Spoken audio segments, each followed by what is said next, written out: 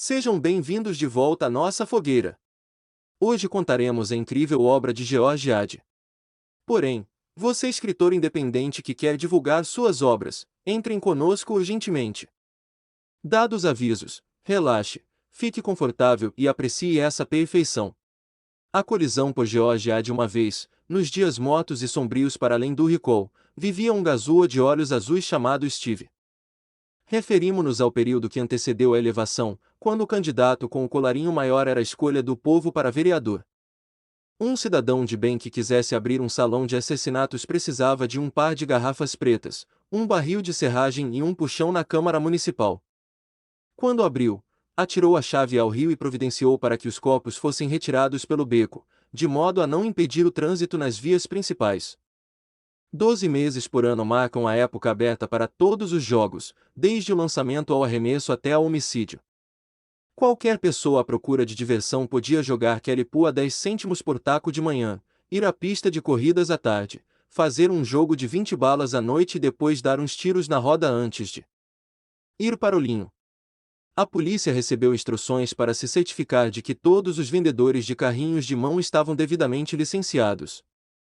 O Steve percorreu o Wide Open Town e distribuiu as suas apostas em ambos os sentidos a partir do valete. Quando ele cortou a corda e começou a fazer o seu julgamento, não conhecia nenhum limite, exceto a Via Láctea. Sempre que os enrolava, ouvia-se um ruído considerável.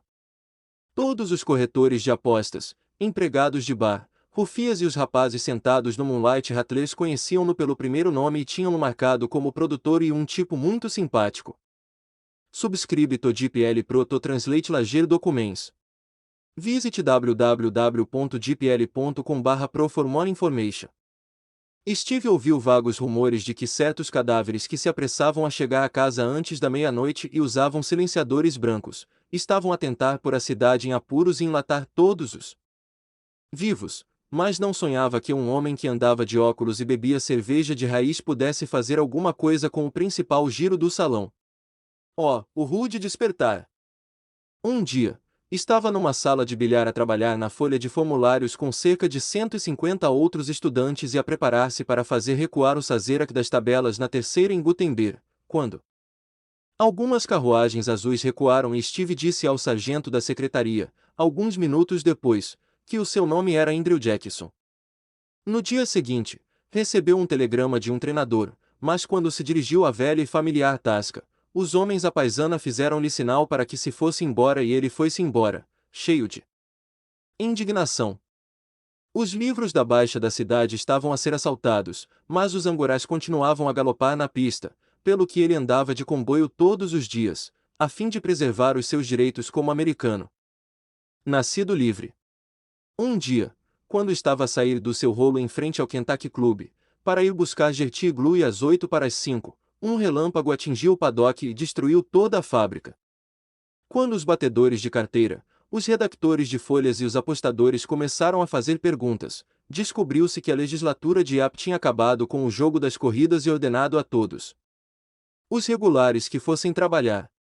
Steve regressou à cidade numa condição atordoada para caçar o gangue e descobrir o que poderia ser feito para apagar o fogo. Quando ele chegou ao hangout, havia uma bandeira a meio mastro. O Roos tinha sido pregado por estar aberto depois das 11 horas. Algumas noites depois disso, dirigiu-se a um grande edifício de estrutura para ver uns rapazes que tinham prometido fazer 135 ringside. Foi colocado um canhão na rampa principal e a rua encheu-se de empregados de armazéns disfarçados de soldados. Nada a fazer.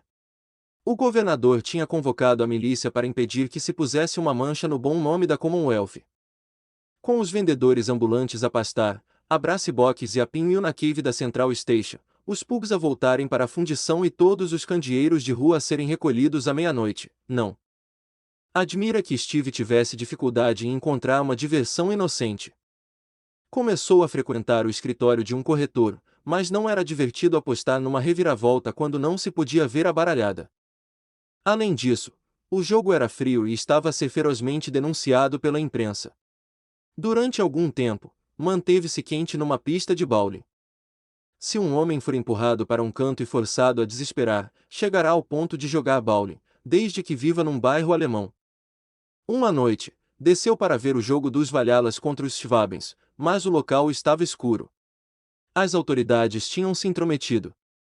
Parecia que o fabrico de bolas de baule implicava a destruição das florestas de folhosas, enquanto o próprio jogo sobrecarregava certos músculos importantes que terminavam em alis, encorajando ao mesmo tempo a profanação e o uso de charutos de 5 cêntimos. O Steve ainda tinha uma alternativa. Podia apoiar-se nas bancadas com um saco de pipocas lubrificadas entre os joelhos e lançar comentários insultuosos ao Nus Wagner, Joe Tinqueira e T.Y. Cobb. Quando subiu para os lugares de 50 cêntimos, encontrou o mesmo bando que costumava responder à chamada na sala de bilhar, no Shark Club e no ringue de apostas. A lei tinha os tornado cidadãos decentes, mas não os tinha tornado mais fáceis de ver. O Steve ansiava pelos pôneis e pelas boas e velhas preliminares entre os cavalos de prova, com sangue a pingar das cordas, mas quando pegou na página cor-de-rosa do Sporting pela manhã, tudo o que conseguiu descobrir foi que a Sacred Heart Academy tinha arrancado o troféu de basquetebol ao West Division High School. O baseball só é quase um desporto para quem já bateu os wise icks que marcam as probabilidades. O Steve foi para lá porque não havia mais nada nas cartas. Um dia, encontrou todas as entradas do parque guardadas por um Blue Bully e as multidões a serem afastadas. A Direção-Geral da Saúde tinha posto em causa o jogo, com o argumento de que a bola, depois de manuseada por vários jogadores e passada de um para outro, transportava micróbios perigosos. Os árbitros insistiram que, após cada jogada, a bola deveria ser tratada com um antisséptico ou então que cada jogador deveria ter uma bola individual e não permitir que mais ninguém lhe tocasse. A Society for the Protection of the Young, Sociedade para a Proteção da Juventude, tinha lançado um apelo porque o jogo desviava a atenção dos ouriços do seu trabalho nas escolas públicas e tendia a encorajar a mendicidade entre os empregados de escritório. A ordem concatenada dos altos escalões tinha representado as autoridades competentes que, em resultado do interesse generalizado por este passatempo desmoralizante, a conversa comum na traseira de um elétrico estava a tornar-se ininteligível para os licenciados, e os relatos na imprensa diária tinham ultrapassado o alcance de um mero estudante da língua inglesa. A Sociedade Médica certificou que 8 em cada 10 homens tinham quebrado seu sistema nervoso, dividido as suas cordas vocais e desenvolvido astigmatismo moral, tudo por causa dos paroxismos resultantes do fervor partidário. Ou se constrói um asilo em cada quarteirão ou se libertam os atuais reclusos de todos os colégios de loucos. Não é justo manter os mais calmos fechados, enquanto os insectos delirantes são admitidos no grandstand de todas as tardes. Nestas circunstâncias, uma administração puramente paternalista só podia fazer uma coisa. Colocou o baseball fora do negócio. Logo na tarde seguinte, a procura insaciável de desporto impôs-se. Steve foi para o quintal com o seu filho mais velho e olhou cautelosamente em redor. O vigia está estacionado na vedação. Perguntou ele. Está. O portão do jardim está bem fechado. Está. As marretas estão bem abafadas. Estão. Então que se lixe a lei. Vamos jogar uma partida de croquete.